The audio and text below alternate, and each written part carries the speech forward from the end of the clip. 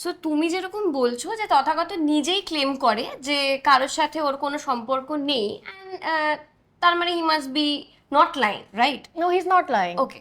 So কিন্তু এর পরেও আমরা শুনতে পাই যে তথাগতর সাথে একজন নায়িকার খুব ঘনিষ্ঠ সম্পর্ক, সেটা প্রেম নাও হতে পারে। তো সেই ক্ষেত্রে তুমি কি বলবে যে সেই সম্পর্কটা তোমাদের মধ্যে যে দূরত্বটা এটার কারণ? এটা কি তুমি বলতে পারবে?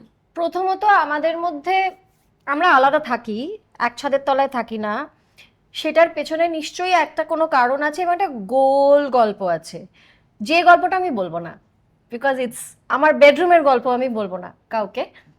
তো সেটা যাই হোক না কেন, কিন্তু এই যে জল্পনা কল্পনা যেটা তুই বলছিস যে কাউকে নিয়ে, কোনো নায়িকাকে নিয়ে, সেই জল্পনা কল্পনাটা অনেকটা ট্রোলিং এরই মতো।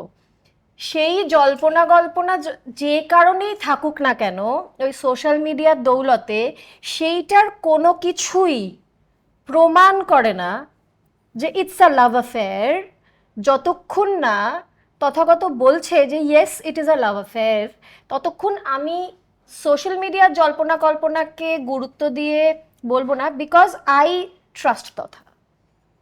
ওকে।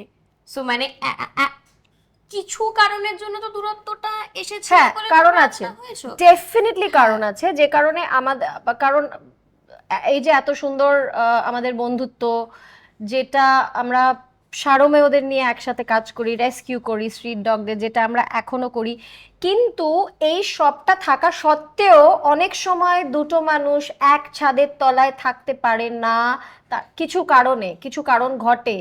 অনেকেই প্রশ্ন করেন, এতই যখন ট্রাস্ট, এতই যখন বন্ধুত্ব, তাহলে আলাদা কেন? ওই যে আমি আবার বললাম, তাহলে আলাদা কেনর একটা গোল গল্প আছে। ওই একটাই গল্প, আমি তো খুব ফ্র্যাঙ্ক সব ইন্টারভিউতে, কিন্তু ওই একটাই গল্প, একেবারে আমাদের বেডরুমের গল্প, সেটা আমি কিছুতেই তোমাদের বলবো না, আমিও বলবো না, তথাও বলবে না।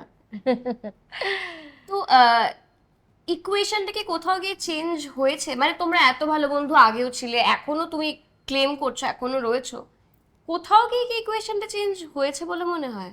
হ্যাঁ, আমাদের মধ্যে আর প্রেমের সম্পর্ক নেই, এটাই চেঞ্জ হয়েছে। বন্ধুত্বের ইকুয়েশনটা চেঞ্জ আমরা হয়েছে? হাজব্যান্ড ওয়াইফ ছিলাম, আমরা হাজব্যান্ড ওয়াইফ তো লিগালি এখনো আছি, বন্ধুত্ব থেকে প্রেম, প্রেম থেকে বিয়ে, আমরা তথাগত।